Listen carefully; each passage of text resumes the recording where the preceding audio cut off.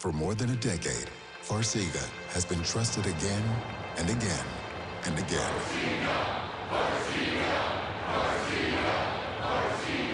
Ask your doctor about Farxiga.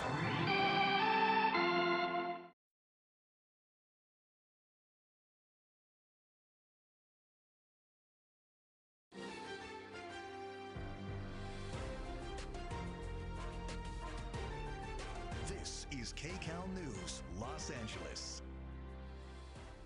Now at 8, crash cleanup in Simi Valley. Investigators haul away the wreckage after a deadly crash that damaged homes. And a cold, wet weekend is coming to a close. Tonight we are tracking lingering showers, but a warm-up for the work week. And President Trump taking aim at foreign-made movies for his next round of tariffs. Good evening. I'm Gio Insignares. And I'm Jasmine Veal. Welcome to Kcal News here at 8 o'clock, streaming live on CBS News Los Angeles. Tonight, new information, though, on a shooting at a park in Orange County. This happened just this afternoon at Featherly Park in Yorba Linda. Deputies say there was a fight at the RV park between the suspect and 2 people. The suspect then left the park, came back, and rammed the victims with his truck.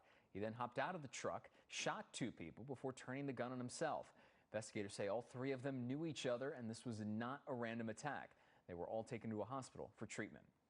Our other top story, federal investigators are now in Simi Valley to investigate a plane crash that killed 2 people and a dog on board when it slammed into 2 homes. Kcal News reporter Lauren Posen was at the scene as they hauled away the wreckage of the plane.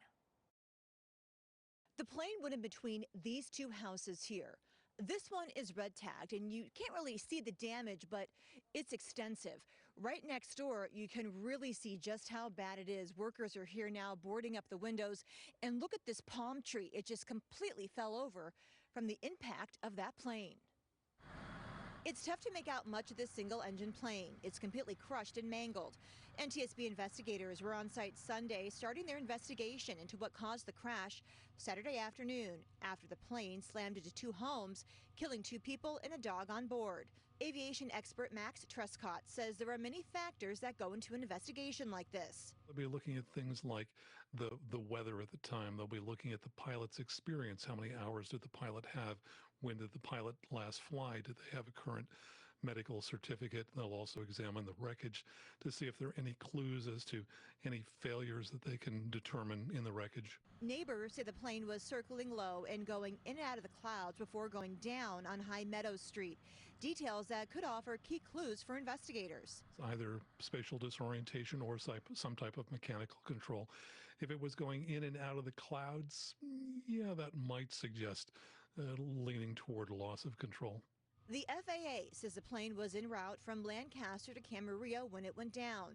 Trescott says this type of plane is home built, meaning it wasn't mass produced in a factory. The Vans RV-10 is a kit that's supplied by Vans, which probably accounts for about 50% of all experimental aircraft in the U.S.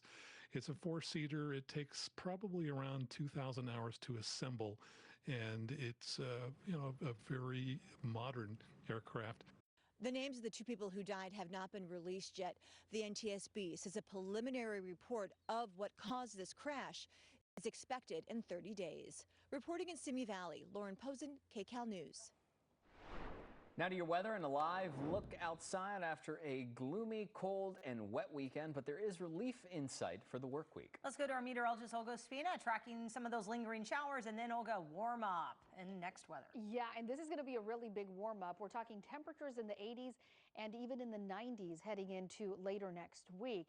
But first, we do still have some cool and gloomy weather to talk about, and even some rain for some of us. If you are in the mountains and deserts, it has been a wet day and still is this evening too. We are under a flash flood warning until 9 o'clock this evening, and that is going to be for some of our desert locations. That includes Barstow out in San Bernardino.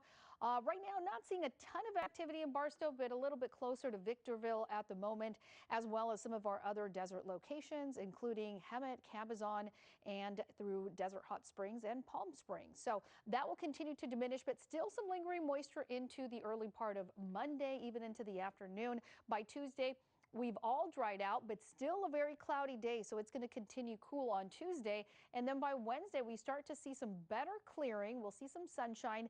Temperatures are warming up, and I'll let you know when those 80s and 90s are returning to Southern California in just a bit. Back to you.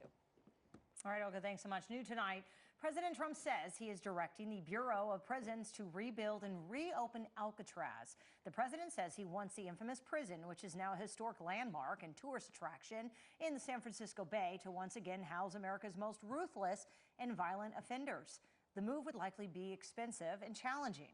The prison was closed in 1963 in part because of high operating costs. Meanwhile, President Trump giving a wide-ranging interview where he questioned whether everyone is entitled to due process. As Christian Benavides reports, he did not rule out the possibility of military action in Greenland. In an interview on NBC